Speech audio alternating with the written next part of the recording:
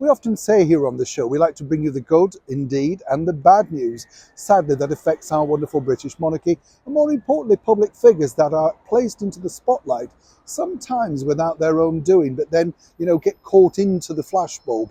More importantly, find that their reputations, indeed, could be trashed. As ever, let me explain.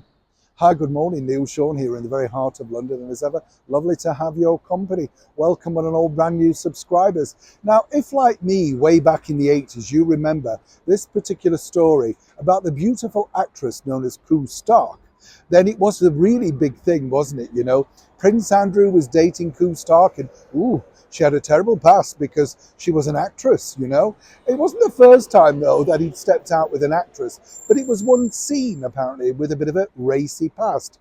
This is all because Miss Stark had appeared in a art house film. Now, here's where the story gets particularly tricky because, as we know, the Duke of York himself has been embattled now for many months, and we've seen him being stripped of titles and removed from royal life.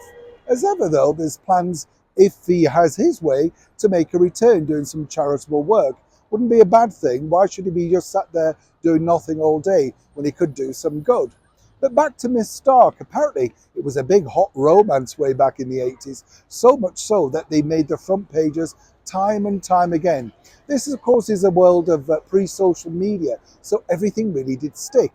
But recently, it appears that the former actress known as Miss Koo Stark, now a different name, still looking as beautiful as ever, I might point out, though, basically has won substantial damages against associated newspapers. They are, of course, the publishers of the Daily Mail, Mail Online, Mail on Sunday, simply because they referred to her, not once but twice apparently, as a porn star. That's right.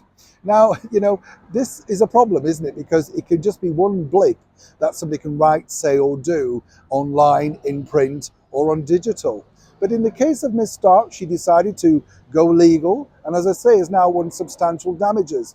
I can understand really why she wanted it to be cleared up because it's a sort of moniker that's been attached to her for many years. But as she pointed out, it wasn't a movie of that nature. It literally was an art house film. And obviously this could hurt her reputation in her new career now as she moves forward with her life.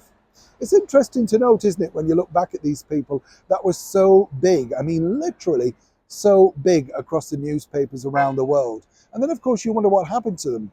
And she's done the right thing, of course, by protecting her name and more importantly, her reputation as we go forward. Prince Andrew, though, obviously is looking to do something similar himself. Will he have the same level of success? As ever, when I know more, you'll know more. Neil Sean in the very heart of London.